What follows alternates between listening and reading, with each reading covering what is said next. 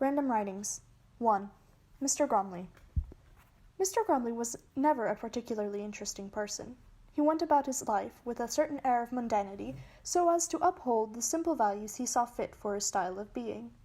Those values, which he so adored and carried about as a king would his crown, found themselves pressing upon any person too close to Mr. Gromley, a beige sphere of influence choking vibrancy out of his colleagues.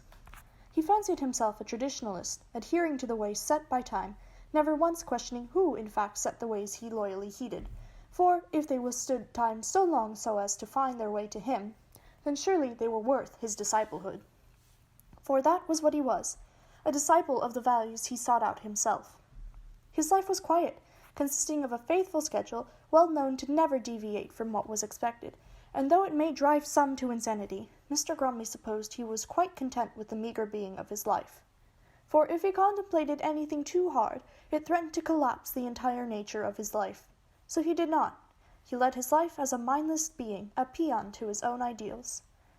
Many people observed Mr. Gromley as a bland man, perhaps curious only after a matter of knowing him for decades, for it was indeed a miracle that he never once lost sight of his tedious doings over all these years.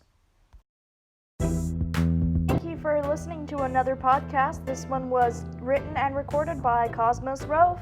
The cover art of this podcast was done by the amazing Grace Deng, and the editing was also done by me, Cosmos. Please check out our Instagram page at HHS on the Ear and our YouTube and website for more podcasts. Well, I'm Cosmos. See you next time. Bye-bye.